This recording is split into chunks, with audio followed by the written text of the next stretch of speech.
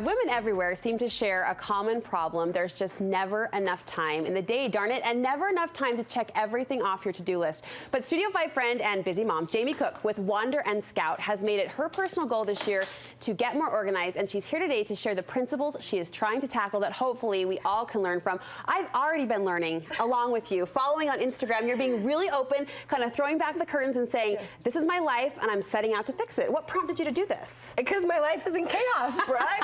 I mean, here's the thing. Like, once upon a time, I think I thought of myself as like a tidy, organized person.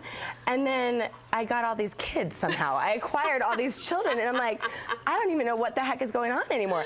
So we kind of made it our back to school theme this year to get ourselves organized. So the kids have their assignments, and I'm trying to tackle it myself. I love how you've become a true student. By every realm of the definition, you've been talking to people. You've been even almost interviewing organizing experts to get these takeaways. Is it already making a difference on the ground level? It's making a huge difference. And I think what I'm trying to do is not just like buy cute organized systems. What I'm trying to do is like get to the root of like my brain processes and try and figure out how I can streamline my brain almost to make everything smoother. Which I love, because it's so easy to get sucked into the organizing aisle at the container store, at Target, and you come home with $200 worth of stuff and it looks great, but it doesn't do a darn bit of difference. Exactly. Okay, well, you're going to share the principles today, and admittedly, these are goals you're taking on yourself. So we're all just kind of kumbayaing together here. I keep saying, I'm like, I am in no way an expert. I'm just an expert in trying to figure out my own life. I love it. What's principle number one? Okay, so principle number one is to get yourself ready first.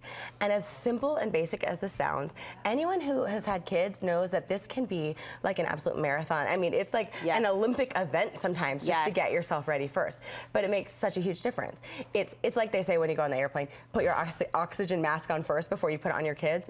Same idea. If I can get myself ready first before I even get downstairs, which is easier said than done sometimes, everything just goes so much more smoothly. I was talking to my sister Lindsay about this just the other day, and she said the mornings we were both in agreement here. The mornings we don't tackle ourselves first, you almost get paralyzed. When the clock, hits the number and you have to get out the door, you almost feel stuck, like I just can't do it. Oh, and then if you like go through the drop-off line at school and like by heaven forbid you have to somehow get out of the car and you're like in your pajamas, it's not good.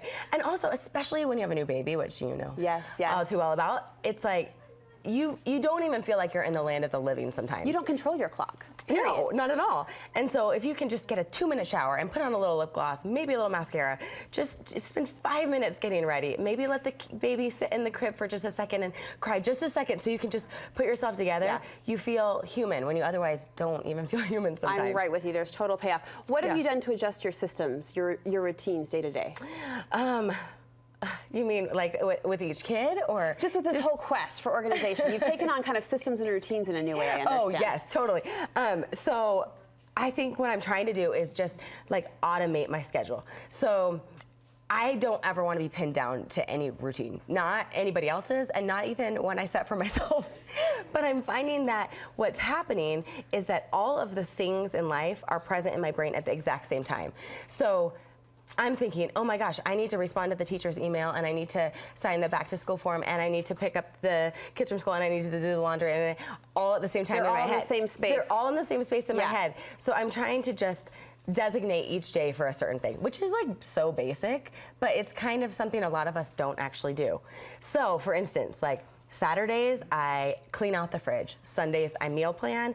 Mondays, I go grocery shopping. So then on Mondays, when I get home from Costco and I have like tons of groceries, I actually have a fridge that's ready to receive groceries because it's empty and clean and ready. Plus, when I emptied it out on Saturday, I knew that what I needed to buy on Monday because I took inventory of everything. So it's so basic, but something that I don't think a lot of us are doing. I think you did a video clip on this, and honestly, I'm watching Jamie's Instagram and I'm like nodding and talking back to her, like I'm validating her through the screen. But you made a great point. You said when you're your own boss as a mom at home on the ground, it's so much harder to keep yourself on track or keep yourself on a schedule. So setting up that schedule for yourself, I imagine, would just be a lifesaver. And I think when we automate things, it frees up our mind to be able to focus on other things, creativity, spontaneity, rest, because we're just simplifying systems, so our minds aren't always cluttered with all the to-dos. You're allowing yourself to be done when that task is over.